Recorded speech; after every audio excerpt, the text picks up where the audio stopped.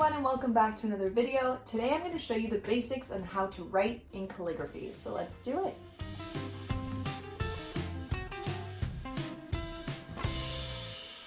Okay, so I've been asked many times to do a tutorial on calligraphy because some of the tutorials that I do, I have shown off some of my calligraphy skills and my card tutorials and all that, and people have been asking me to do one, but I do not feel so confident in that. It is not my area of expertise, but I keep getting asked. So today I thought I'd show you the basics of everything I know.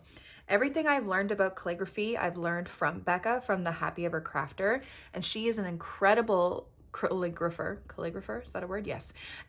And she also has tons of YouTube videos on everything you need to know how to write in calligraphy. So I'm gonna link a bunch of her videos down below, and I definitely suggest you check her out. She also has a bunch of free like worksheets and stuff. So if you really, maybe like this tutorial or are interested in calligraphy, definitely check her out.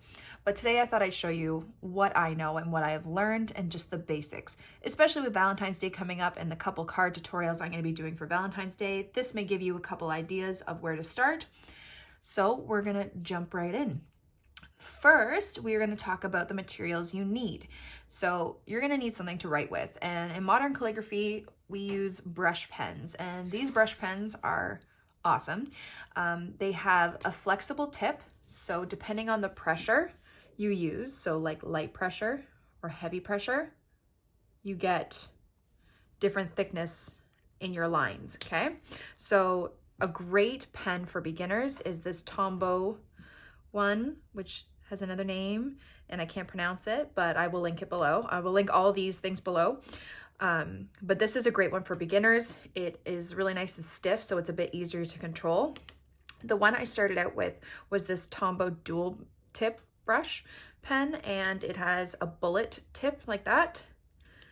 And on the other side, it has a bigger brush, so you can do thicker lines. And these are also water soluble too, so you can do some cool watercolor stuff with this, which I will probably do in an upcoming video because I was obsessed with these for like the longest time. I have a whole crap load of these pens. So that's another one, but I definitely suggest this for beginners. Another one I really like is this Kuretake, I hope I'm saying that right. Brush pen is very similar to the Tombow one. I find it's a bit more pigmented though, and the brush tip is a little bit more flexible, which is a bit more difficult for beginners, so I don't necessarily suggest this one. I still suggest this one. And then again, the dual tip Tombow brush pens, they come in like, I don't know how many colors. They're just incredible. So they're great. But those are some of the pens that I really enjoy. For this tutorial and for beginners, I definitely suggest this one. Second, you're going to need paper. So ideally, paper that you would like to practice on is Rhodia paper. It is really great for calligraphy. It is very, very smooth, and that's very important when you are using a brush pen, because if you are writing on a rough surface like watercolor paper, it can fray the tip of your pen and ruin it. So you want something really nice and smooth, and these are great to write on. If you don't want to get a pad like this, they come in dotted grids and like actual like line grids. If you don't want to use one of these, you can always use cardstock or printer paper. That totally works too. But today I'm going to show you how I write some of the basic strokes in calligraphy to create the alphabet. I'm not going to do the alphabet, but you need to know all these strokes to create every letter in the alphabet. So it's different from cursive in that way, because in cursive writing, you just keep going and there's not specific strokes that you necessarily do. In calligraphy, there are specific strokes that you need to learn in order to create letters. So we're going to jump right into that. Okay, so the basics of calligraphy. On every upstroke you do, you are going to have light pressure creating a nice thin line, and all your downstrokes, you will give heavy pressure on your pen so you get nice thick lines. So our first stroke is called the upstroke. So you're going to just create a nice thin line going up with a little bit of a curve, and that's the first stroke called an upstroke. Our second stroke is going to be using heavy pressure, and it's called a downstroke.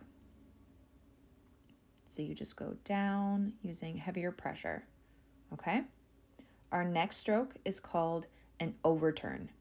So you're going to start by using light pressure going up, and then on the way down, you are using heavy pressure. Our next stroke is called an underturn, which is the opposite. So you're doing heavy pressure on the way down first, and then you're coming up with light pressure. Our next stroke is called the compound curve, which combines both of those. So light up, heavy down, and then light going back up. Our next one is called an oval, which is exactly what it sounds like. It's an oval. But you're going to go down with your heavy pressure and then light on the pressure coming up. Okay. Our next one is called an ascending loop. Okay. You use this in like the letter H and P and stuff like that. So light on the way up and heavy on the way down. And then for our next stroke called the descending loop, you're going down. This is for like J's or the ends of Y's or G's. You just do heavy pressure down and then light coming up. And our last one is called a comma dot. And it's just a little boop. And those are the strokes that you need to create the whole alphabet in calligraphy. Okay, so those are all the strokes you need to know to create the whole alphabet. I am just going to quickly show you how to create an H using some of these strokes. So the first one we would use is this upstroke. And you're just going to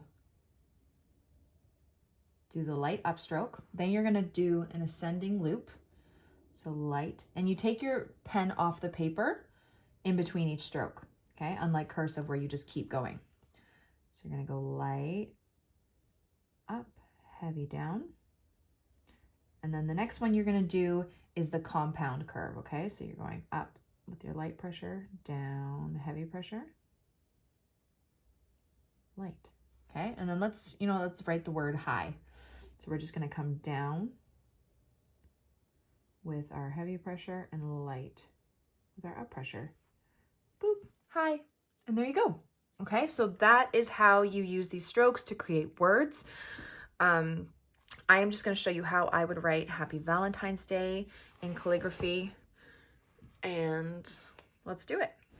So once you've practiced all of those strokes over and over and over again, and I mean over and over and over again, you're going to need to.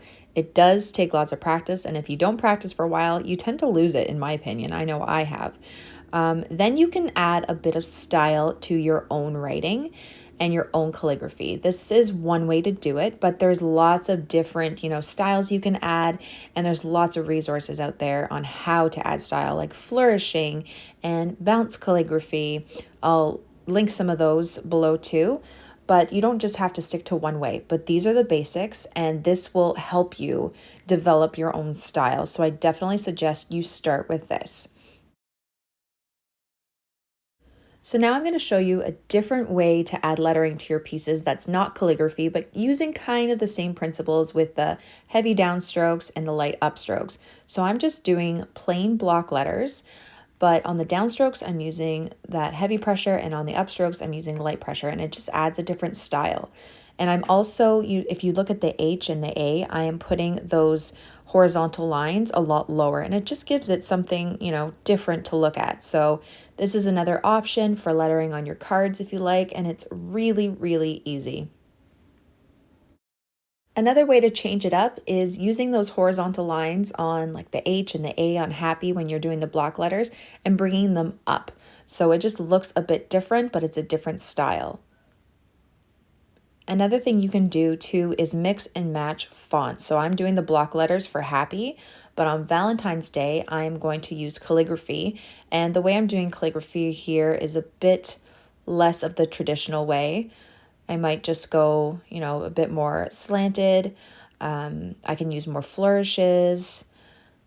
I usually like doing bounce calligraphy where the letters kind of go up and down and it gives it a certain style, but I was going to do it here, but then I didn't. So, but yeah, changing up fonts can really add to it as well. And then just sticking with those block letters for the last word. And then last but not least, I'm just going to use the bullet tip from my brush pen, and I'm just going to write Happy Valentine's Day in plain writing, but I'm going to switch between uppercase and lowercase for some letters.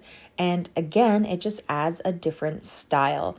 So I suggest you just play around, have fun with it, use different heights, use different thicknesses, uppercase, lowercase, I don't know. Just try everything and see what you like the best. Okay, so there are the basic strokes you need to know and different ideas for fonts that you could use. Again, I will direct you to Becca's page for tons more info on how to do this, and I really hope you guys enjoyed it. Thank you all so much for watching my video. I really hope you liked it and I hope you learned something. Don't forget to subscribe to this channel and follow me on Instagram and Facebook for even more. Have a great day, guys. Bye.